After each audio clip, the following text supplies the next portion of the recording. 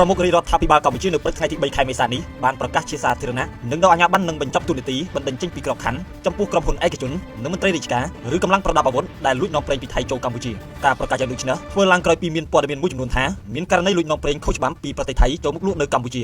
បានចេញបទបញ្ជាឲ្យលោកកែវរតនារដ្ឋមន្ត្រីក្រសួងរាយនឹងធម្មពលលោកសថេនអគ្គស្នងការនគរបាលជាតិនិងលោកគុណញឹមអគ្គនាយក